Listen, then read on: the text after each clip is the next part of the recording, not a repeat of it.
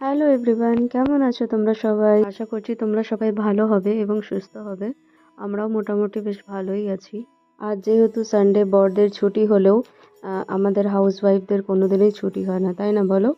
সারাদিন যেহেতু কাজকর্মের মধ্যে থাকি, তো বিকেলে মন চায় একটু ঘুরতে যাই, আর সানডে বরেরও ছুটি থাকে। তাই বরকে বললাম চলো একটু বাবার মন্দির থেকে ঘুরে আসি, তাহলে মনটাও ভালো লাগবে। আর বলার সাথে সাথে বর বলল ঠিক আছে চলো তাহলে আমরাও ঘুরে আসি বাবার মন্দির থেকে। আর প্রায় আমরা যখন মন চায়, যখন ভালো লাগে না, তো বাবা মন্দির চলে যাই।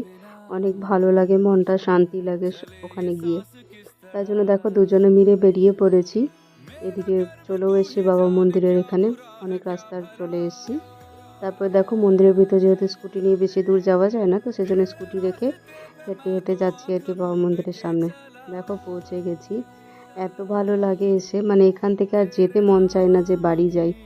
আরতির সময় এসেছিলাম, আরতি হচ্ছিল, মানে এত দারুণ লেগেছিল আরতির সময়।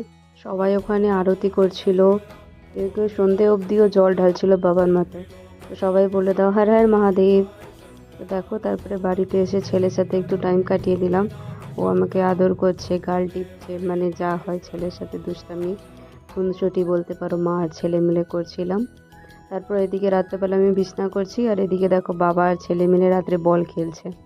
প্রায় রাত্রে এরকমই হয়, যেহেতু ওর বাবাকে দিনভর পায় না সারাদিন, তো সেজন্য ওর অফিস থেকে আসার পর বাবার সাথে খেলে। এইভাবেই আমাদের বিকেলটা কেটে গেল। তো এই ছোট্ট মিনি ব্লগটা তোমাদের কেমন লাগলো জানিও, ভালো লাগলে চ্যানেলটাকে সাবস্ক্রাইব করে দিও। টাটা সবাইকে।